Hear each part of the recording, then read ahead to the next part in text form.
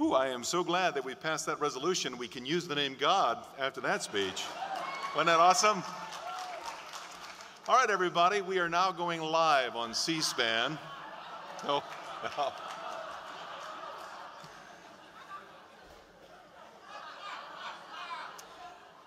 It's been done. Let's go on. We are now going live on C-SPAN, so we're going to welcome about 1 million more viewers to our Values Voter Summit. So all of you be on your best behavior, okay? Let's welcome them, shall we? Let's welcome all the new viewers to the Values Voter Summit.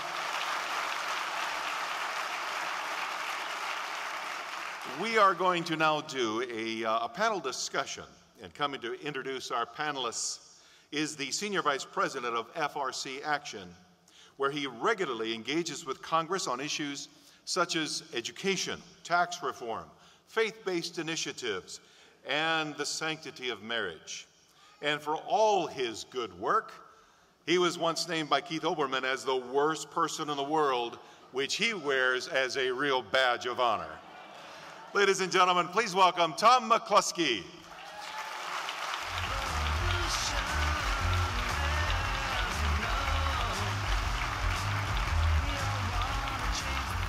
How y'all doing? So I was little, politicians, movie stars, I almost thought I was at the Democratic Convention. But then I was back there and Kirk Cameron was praying to God before he came on. And I knew that I wasn't at the Democratic Convention. Now the Democrats, they've been kind of getting a bum rush that, yes, they did take God out of their platform, but in their defense, it was at God's request.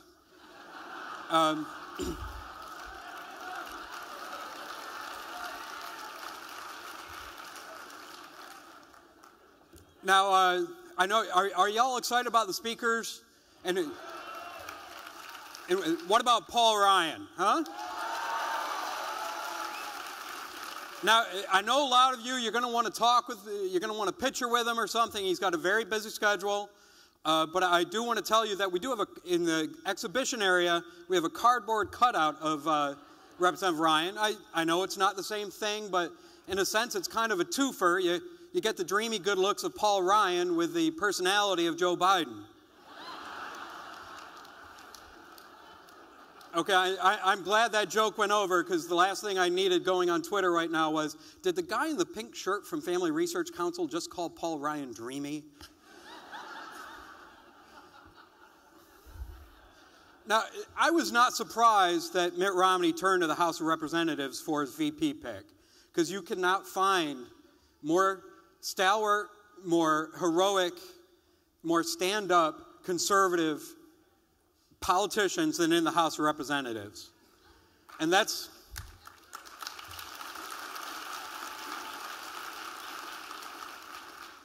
what we have a sampling of this morning as well. And I want to introduce them, and then they'll come up and speak in order. I think we might be a congressman down. Hopefully not, but we might be. But I will introduce them in order, and trust me, you're going to love these guys. The two that we have are two freshmen. Congressman James Lankford from Oklahoma. True champion for the family. His very first speech on the House floor was around the March for Life, went viral. I suggest you look it up. And the other congressman, we worked very closely when he was a legislator in this great state of Kansas, where he helped shut down Planned Parenthood clinics in that state. You can clap that. This is the Value Voters Convention. You can clap that. And he also has been stand-up in defending the military and the rights of chaplains and getting legislation into House legislation, getting wording into House legislation to protect our men and women. Now,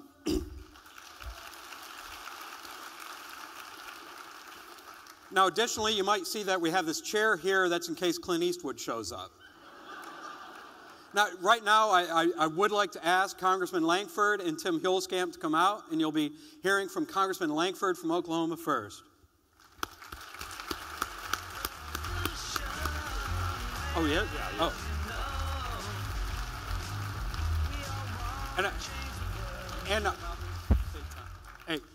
And Jeff Fortenberry, who has been a stalwart champion on the issue of conscience and on religious liberty, something that has been a very important fight to the Family Research Council. But Jeff Fortenberry from the great state of Nebraska, the order will be James Lankford, Jeff Fortenberry, and then Tim Huelskamp. Thanks. Good morning. Good morning. You're a little lively crowd early.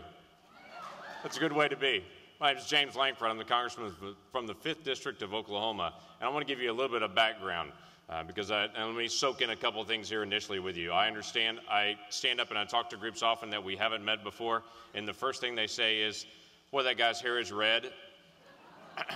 And that's not the voice I expected to come out of that body. I get it, I understand. This is the one God gave me. It's the only one I've got. I'm going to use this one from here. A little bit of background. I am very new to politics. This is my freshman year here. But I mean, I have no political background, not even student council.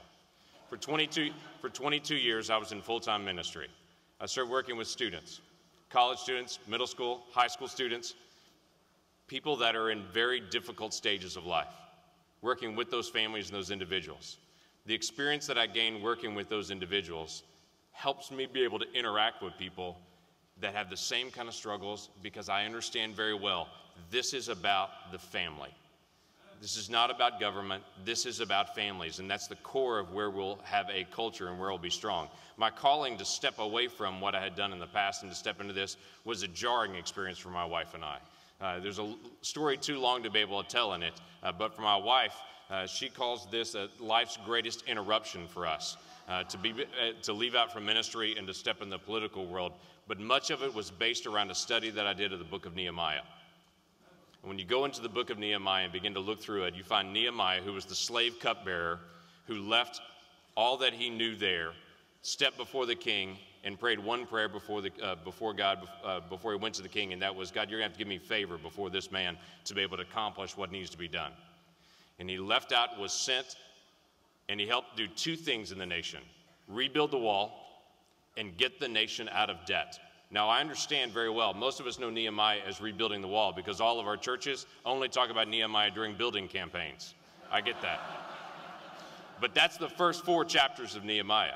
You finish out the rest of Nehemiah and you find out the sole task was the nation was drowning in debt to the nations around them. Boy, aren't you glad that's not true today? He helped them walk out of that and set the nation back on a right path. We have a biblical mandate. We have a biblical mandate not only to pray for our leaders, but we also have a biblical mandate as individuals to stand for what's right. Churches have the responsibility, track this, churches have the responsibility first and foremost to raise up leaders, to equip them and to prepare them so when they step into leadership, they are ready to serve with integrity and with honesty.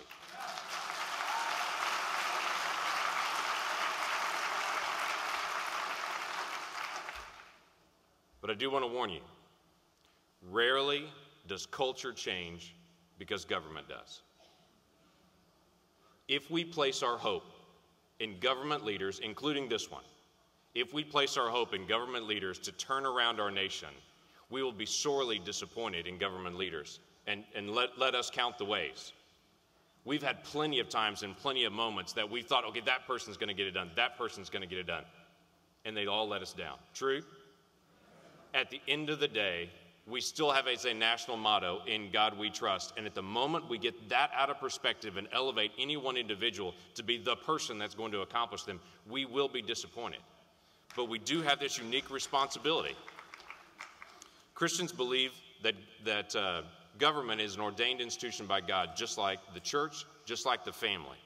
But we keep our clear trust in God in that. And the issues that we face as a nation are first and foremost family issues and church issues. And I understand, well, it's slower to try to do it that way, but it's much more effective. Stronger families and churches, you don't need as much government. Weak families and churches, you need a strong government to pick up the slack. If we want to have a limited government, the first thing that we should do is have stronger churches and stronger families.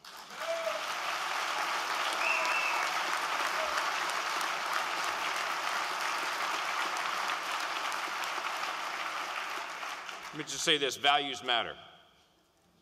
But it's not just the words that are spoken.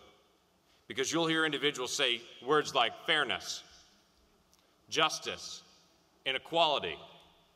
And those words can mean very different things. Years ago, I walked into my house at the end of a day, and my beautiful 2-year-old came running up to me and jumped into my arms. It's a great feeling. She's now 15 and a half, and I still love it when she hugs me.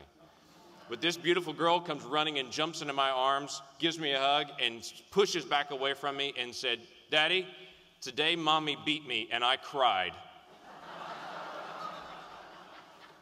My lovely wife is over her shoulder, and she's looking at me mortified. And I said, "Really? Tell me about that." And she said, "Mommy and I were racing to the kitchen, and she beat me, and I cried." And I really did. I smiled and looked at her beautiful face, and I said, I understand, honey, but please don't tell that story to your Sunday school teacher. Because she won't tell me about it. Words have meaning.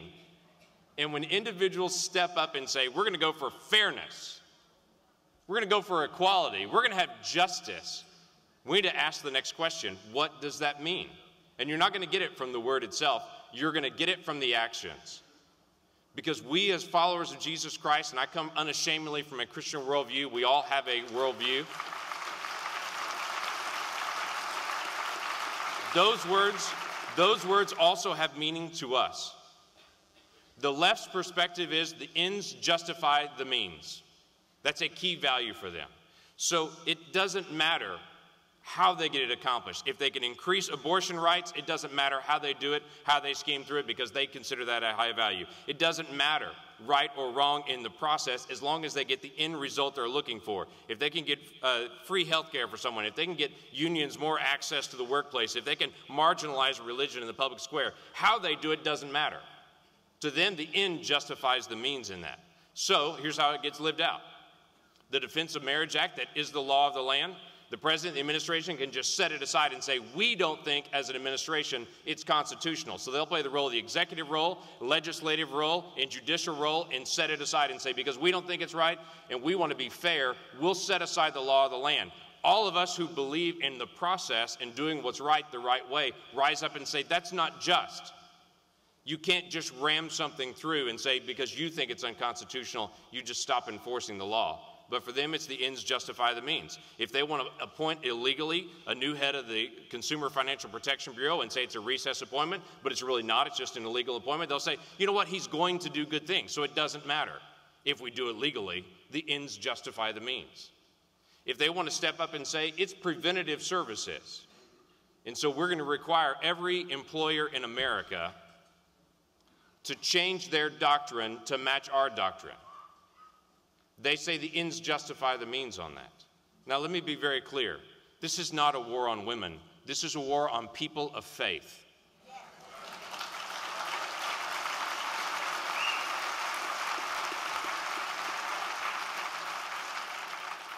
In my own district this past week, a company called Hobby Lobby filed a lawsuit against the federal government saying we are an institution and a private business that runs our business on biblical values. We're closed on Sunday. We close early in the evening to allow our families to have more time. They have, from the beginning, run their company on biblical values. They have filed a lawsuit saying this to the administration. You cannot, as an administration, say, I know your values and I know your religion. We have a different set of values, so you will change to our values or we will fine you. That is coercion in our system. And Hobby Lobby is facing a fine of $1 million a day if they don't capitulate to the values of this president. That is not who we are as a nation.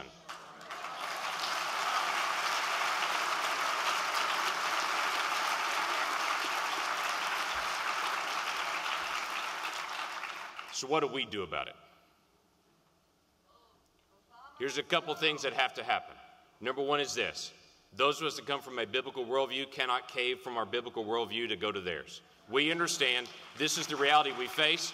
We still are going to live by our principles. So the first things first, Matthew chapter 5, Jesus commands us to love our enemies. Now hang on here. Pray for those who persecute you.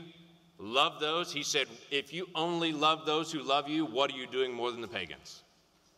So we have a first commandment to do. They say tolerance, we say love. That is a much higher standard. Love does not accept everything that's destructive in a person's life. We love them too much to leave it that way. So we engage in love. Second thing is we pray. Third thing is we work. Now let me tell you, families, let me come back to Nehemiah. In the book of Nehemiah, for 150 years, families lived next to a broken down wall. Their house literally was right next to a broken wall for 150 years. And when Nehemiah walked in, he said, have you noticed the rubble next to you? Why don't we rebuild that? And in 2 months' time period, they rebuilt what had been destroyed 150 years because the person looked up what was next door to them and got engaged. We must get engaged in the families around us. We must actually get to work, stop ignoring the issues and the problems, and rise up and say, I will no longer ignore the rubble of the families around me. I will actually do something. God bless us. Let's go to work.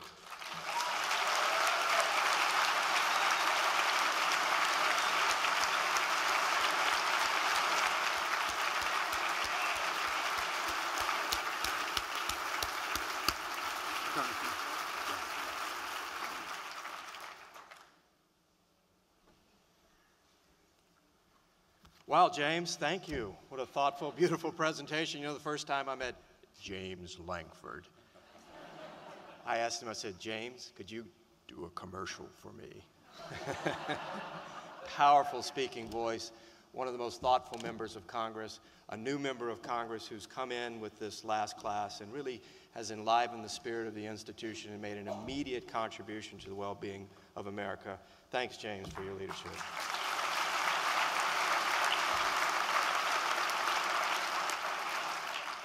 Well, my name is Jeff Fortenberry. I'm from Nebraska. I live in Lincoln, Nebraska, and it's a pleasure to be here with you. I want to thank the Family Research Council for their kind invitation to be here.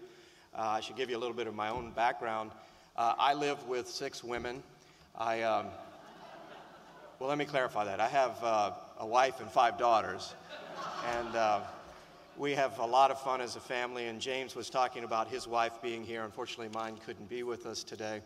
But as he was talking about their interaction as a family, as a couple, in thinking through the sacrifices and difficulties and working through how to be a leader in America while also being a leader in the home, I was reflecting on a story or an event that happened to me when I first ran for political office. In 1997, I was a much younger person, had black hair, and I decided to run for the Lincoln City Council. And my wife and I were expecting our first child. And so she just did a great job standing by my side as long as she could.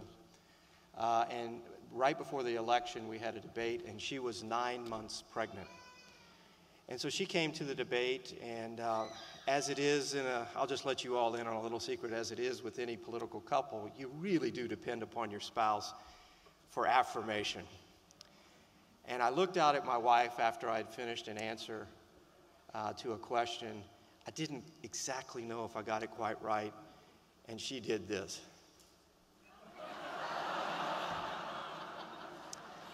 And so I'm deflated. I try to limp through the rest of the debate, and I'm so self-absorbed about all of this. I went up to her after, and I said, what did I say wrong? What did I do? Tell me. She said, sweetie, I'm having contractions. So, anyway, our first child, Claire, was born 2 days after I was first elected to political office, and then I served a term again on our city council, went back to work, continued to raise a family, but something profound happened to America after 9/11, and I did look at my wife and I said, you know, I have to get back into this fight. And she said, I know, but it's not time. And each year I'd come up with an idea, she'd say, it's not time. But when the congressional seat came open, she was the first one to call and says, now you can run. And so she's been a most generous spouse, a wonderful person to have by my side, my top policy advisor, by the way, and I wish you all could be here to meet her. I also want to tell you how family life is impacted by politics. One day I walked into one of my daughter's rooms and I said, "Elizabeth, have you done your homework?" And she looked at me and she said, "Dad, that idea is under active consideration." What have I done to my children? I belted out a tune the other day, I was in a happy mood, belted out a few lines of a tune. My 6-year-old Caroline said, "No offense, Dad, but you're pretty flat." So anyway, they're learning the language of diplomacy and nuance, but I'm proud of them, and they are a very generous support, not only for me, but to keep us grounded. It is pretty difficult, as James was talking about, to get up on Monday morning and face what we have to face here in our nation's capital, to try to make laws that are founded in truth, that are built on justice and animated, fulfilled by compassion and love, when you're actually leaving those who you have the most primary duty to. And this is what I like to say: the strength of the nation depends ultimately upon the strength of families and communities. What are we as a nation if we aren't a healthy group of families bound together by a common purpose and vision? There's an extraordinary amount of woundedness and brokenness in society today. And all of us, I think, to one degree, are guilty, too, of this problem of looking to government to solve all solutions, or to provide all solutions and solve all problems. Now, Congress has 3 major areas of responsibility in law: economic policy, foreign policy, and social policy. And we've got a pretty tough situation in our economy right now. Everybody knows that. When a person, a man or a woman, can't find good work, good opportunity, it creates so much pressure, and in communities can create a downward spiral. So it is essential for the government to think about how to set the conditions for economic recovery and the unleashing of entrepreneurial power, so that people can use the true gifts of their own intellect and hands to make things and provide for themselves in solidarity with the community. That is essential. It's also essential that we protect ourselves and do what we can to build a more orderly and just world. But we should never de-emphasize that 3rd area of social policy. The ancient philosopher once said, "Let me hear the songs of a nation, and I don't have to see its laws." In other words, politics is downstream from the culture.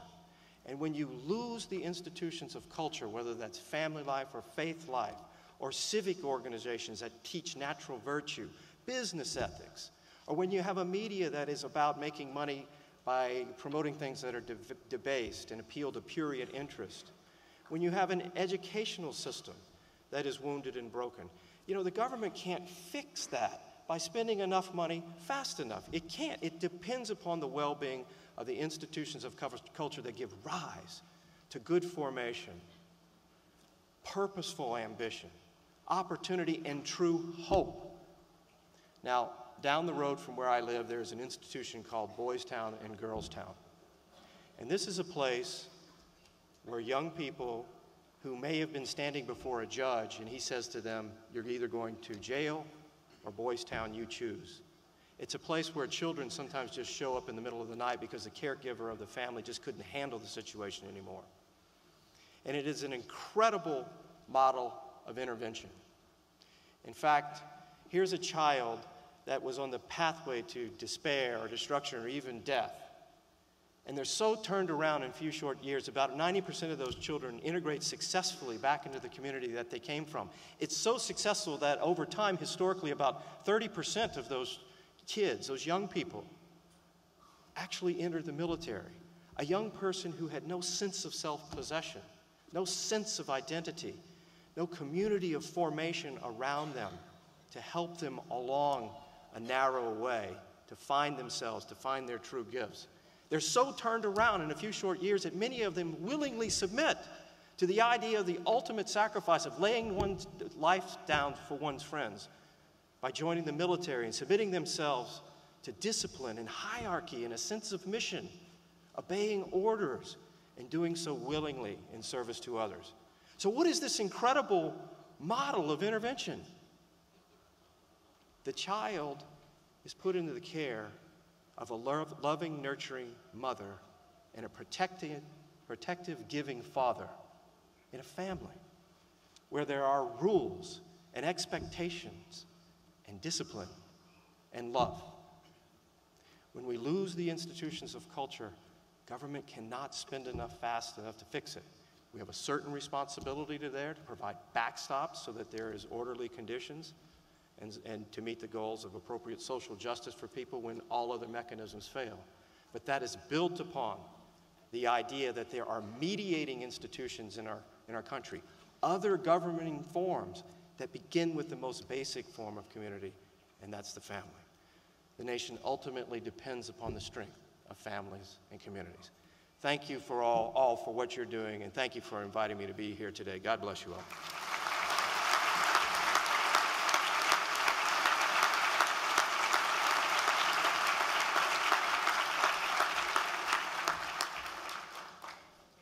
Good morning. It's a pleasure to join you. My name is Tim Huelskamp, and if you can pronounce that, you're probably ahead of my mother after 50 years. She still has a problem with the last name. I come from Kansas, and as many of you know, Kansas is home to many pioneers and visionaries. And it was pioneers and visionaries who refused to accept the demands of political elites in some far-off capital. Through the 150-plus year history of Kansas, we have served as the staging ground for many of our nation's biggest political and social battles. In the 19th century, the nation's Civil War erupted in part because Kansans refused to sanction slavery.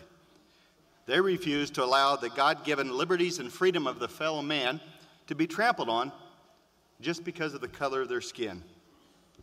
While no other nation has done more, I believe, than America to ensure the God-given abilities of individuals to exercise their liberties, slavery still is a stain on the history of our nation.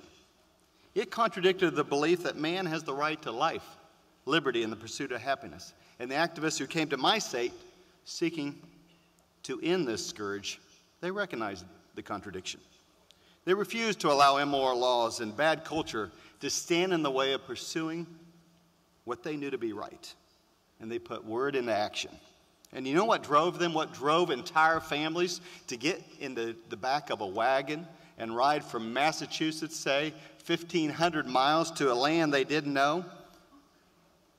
A religious belief that slavery was wrong.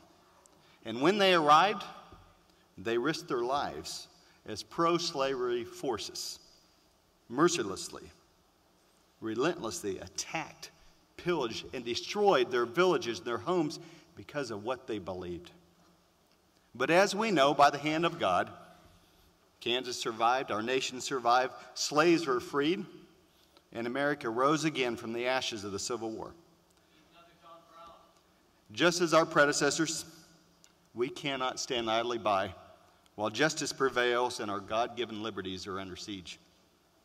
You know, for all the talk of the war on women, the biggest war being waged right now in America is that against our liberties and our traditional values. For most among them, that most cherished of American freedoms, the freedom of religion. Freedom of religion is the first part of the First Amendment. The first part, because our founders recognized that the freedom to exercise religion and faith is the most fundamental liberty. You've already heard a little bit about the dangers posed by the HHS mandate under Obamacare, but let me comment further. The former governor of my state is the one that's mandating that. I do apologize. But let me unwrap that a little bit. What this mandate actually does, it commands what many immigrants to America sought to escape, a tax on religion. That's right, a religion tax. If you happen to believe that abortion is wrong, contraception is wrong, sterilization wrong, abortion drugs are wrong, as many people of faith do, and you actually want to live out your faith, not just on Sunday, but through the entire week, by refusing to buy these items for yourself, for your family, for your employees, or for your church, that's just too bad. You will be searched out and fined by 10,000 new IRS agents because of what you believe. Attacked for your conscience, just like those Kansas abolitionists. But it doesn't stop there. Our servicemen and women who bravely defend our nation do so first and foremost to protect the rights we hold dear. Throughout generations, men and women have given their lives defending those rights. Now they find those rights under siege not on a foreign land, but right here at home. Under the current administration, if you're a chaplain in the military, you are not free to preach the teachings of your faith. You can be punished, discriminated against for preaching the biblical values of marriage and any other traditional Judeo-Christian values. I've been proud to lead the fight on Capitol Hill against such religious discrimination and authored the Military Religious Freedom Protection Act to protect our chaplains and all our service members from being discriminated. My uncle,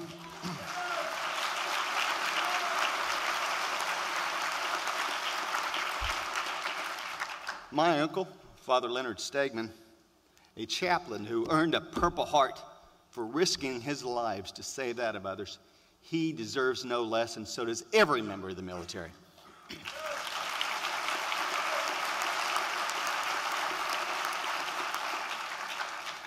And as Congressman Lankford mentioned, we do understand that this administration is undermining marriage. They're doing that through the courts. They're using your taxpayer money to undermine marriage in court after court after court. Now, last time I checked, the Constitution doesn't allow a president to pick and choose based on ideology of what law to enforce. And they're using those dollars, your taxpayer money, to undo your very values. That should stop, that must stop, that can stop in November.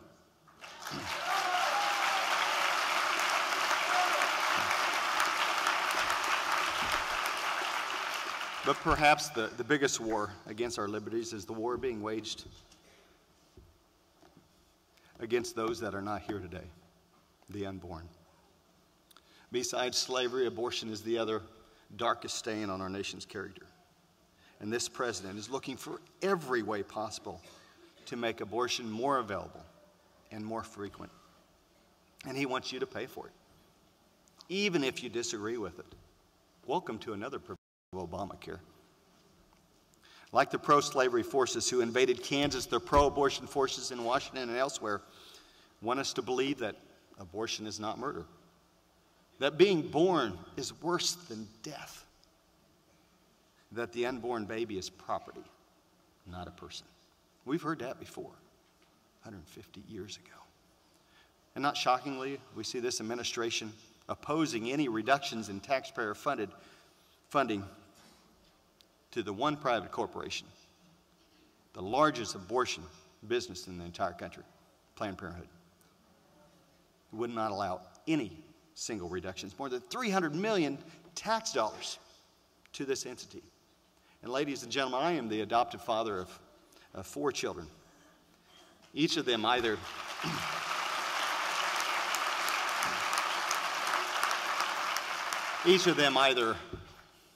black, Hispanic, Native American, and I am incensed that this president pays money to an entity that was created for the sole purpose of killing children that look like mine.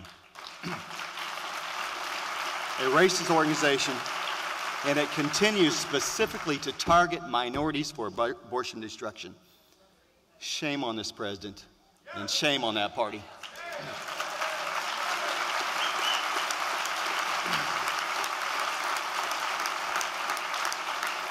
When under siege, if we do not stand for our liberties and for the liberties of those who are unable to stand for themselves, then the great American experiment will come to an end. But I am hopeful and optimistic that America will not meet that end, but the next 7.5 weeks will be one of the most critical times in American history if we want to control that destiny. Now more than ever, America needs people like you to talk to your neighbors, your friends, your fellow churchgoers against the threats to rights we have to exercise our God-given liberties. Polite society says, don't talk about politics, about moral values, but friends, the time for polite society is over. The men and women who settled Kansas in 1854 decided manners matter less than defending the voiceless, and we should too. They put word into action. They put word into action, and we should too. May God bless you and protect our blessed country. Thank you.